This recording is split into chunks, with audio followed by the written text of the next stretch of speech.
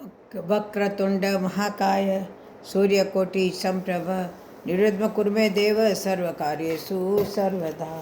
बोलो गजानन जी महाराज की जय हो। देखो, कहते हैं कि रामायण क्या है। अगर कभी पढ़ो और समझो तो आंसुओं पे काबू रखना।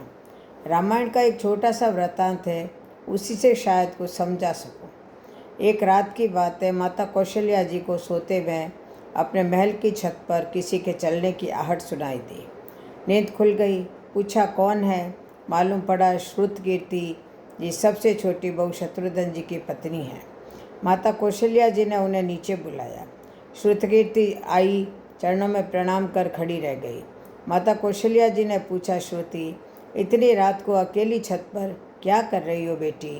क्या नींद नहीं आ रही है? शत्रुघ्न कहाँ है? तो श्रुति कीर्ति की आंखें भर आई। माँ की छाती से चिपटी, गोद में सिमट गई। बोली, माँ, उन्हें तो देखे हुए 13 वर्ष हो गए। उफ! कौशल्या जी का हृदय कांप कर छटपटा गया। तुरंत आवाज़ लगाई, सेवक दौड़े आए। आधी रात ही पालकी तैयार हुई। आज शत्रुघ्न जी की खोज होगी। माँ चली। आपको मालूम है शत्रुघ्न जी कहाँ मिले?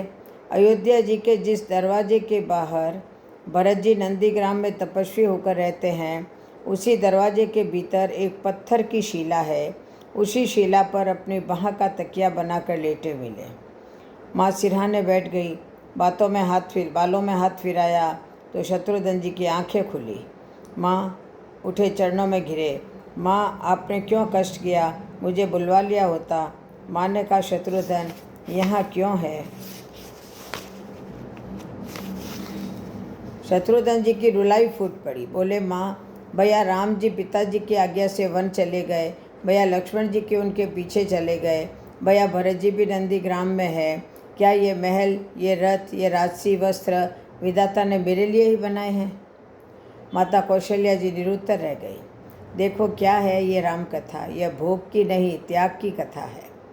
यहाँ त्याग की ही प्रतियोगिता चल रही है और सभी प्रथम है, कोई पीछे नहीं रहा। चारों भाइयों का प्रेम और त्याग एक दूसरे के प्रति अद्भुत, अभिनव और अलौकिक है।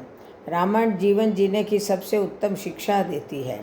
भगवान राम को 14 वर्ष का वनवास हुआ तो उनकी पत्नी सीता मैया ने भी सहर्ष वनवास स्वीकार कर लिया, परंतु बचपन से ही बड़े भाई की सेवा में रहने वाले लक्ष्मण जी कैसे राम जी से दूर हो जावे। माता सुमित्रा से तो उन्होंने आज्ञा ले ली थी बन जाने की, परंतु जब पत्नी उर्मिला के कक्ष की ओर बढ़ रहे थे तो सोच रहे थे कि माँ ने तो आज्ञा दे दी, परंतु उर्मिला को कैसे समझाऊंगा, क्या बोलूँगा उनसे।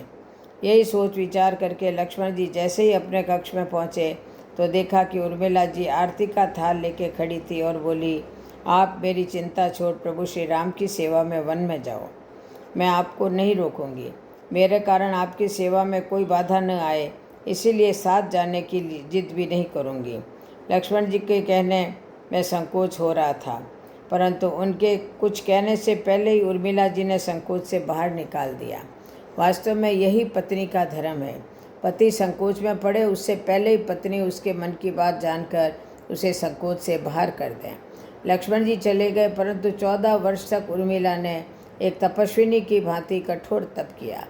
वन में प्रभु श्री राम, माता सीता की सेवा में लक्ष्मण जी कभी सोए नहीं, परंतु उर्मिला ने भी अपने महलों के द्वार कभी बंद नहीं किए और सारी रात जाग जाग कर उस दीपक की लौ को बुझने नहीं दिया। मेघनाथ से युद्ध करते हुए जब लक्ष्मण जी को शक्ति लग जाती है और हनुमान जी उनके लिए संजीवनी का पर्वत लेके लौट रहे होते हैं, तो बीच में जब हनुमान जी अयोध्या के ऊपर से गुजर रहे थे तो भरत जी उन्हें राक्षस समझकर बाण मारते हैं और हनुमान जी घिर जाते हैं। तब हनुमान जी सारा वृत्तांत सुनाते हैं कि सीता जी को रावण हर ले गया, लक्ष्मण जी युद्ध में मूर्छित हो गए।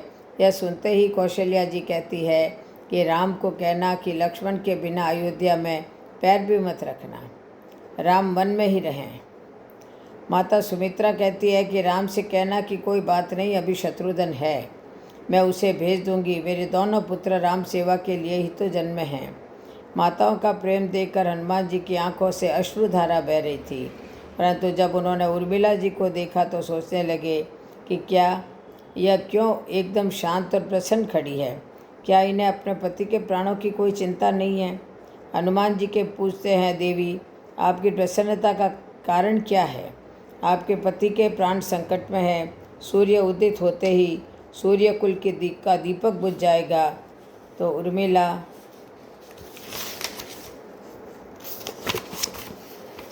जी का उत्तर सुनकर तीनों लोकों का कोई भी प्राणी उनकी वंदना किए बिना नहीं रहेगा। उर्मिला बोली, मेरा दीपक संकट में नहीं है, वो बुझ ही नहीं सकता। रही सूर्योदय की बात, तो आप चाहे तो कुछ देर अयोध्या में विश्राम कर लीजिए, क्योंकि आपके वहाँ पहुँचे बिना सूर्य उदित हो ही नहीं सकता। आपने कहा कि प्रभु श्री राम मेरे पति को अपनी गोद में लेकर बैठे हैं। जो योगेश्वर प्रभु श्री राम की गोदी में लेटा हो, काल उसे छू भी नहीं सकता। यह तो वो दोनों लीला कर रहे हैं। मेरे पति जब से वन गए हैं तब से सोए नहीं हैं। उन्होंने न सोने का प्रण लिया था, इसीलिए वे थोड़ी देर विश्राम कर रहे हैं। और जब भगवान की गोद मिल गई तो थोड़ा विश्राम ज़्यादा हो गया, वे उठ जाएंगे। और शक्ति मेरे पति को लगी ही नहीं, शक्ति तो प्रभु श्री राम जी को लगी है।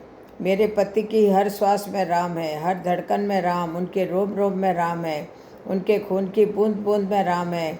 और जब उनके शरीर और आत्मा में ही सिर्फ राम है, तो शक्ति राम जी को ही लगी, दर्द राम जी को ही हो रहा है।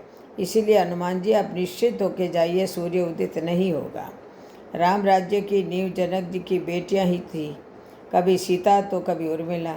भगवान राम ने तो केवल राम राज्य का कलश स्थापित किया, परंतु वास्तव में राम राज्य इन सब के प्रेम, त्याग, समर्पण और बलिदान से ही आया। जिस मनुष्य में प्रेम, त्याग, समर्पण की भावना हो, उस मनुष्य में राम ही बसता है। कभी समय मिले तो अपने वेद, पुराण, गीता, रामायण को पढ़ने और समझने का प्रयास कीजिएगा। जीवन को एक अलग नज़रिए से देखने और जीने का शऊर मिलेगा। लक्ष्मण सा भाई हो, कौशल्या माई हो, स्वामी तुम जैसा मेरा रघुराई हो।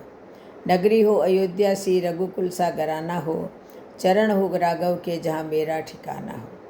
वो त्याग भरत जैसा हो, सीता सी नारी हो, लव कुश के जैसी संतान हमारी हो। श्रद्धा हो श्रवण जैसी, सबरी सी भक्ति हो, हनुमत के जैसी निष्ठा और शक्ति हो। हे रामायण, हे पुण्य कथा श्री राम की, बोलो जय जय श्री राम, जय जय श्री राम।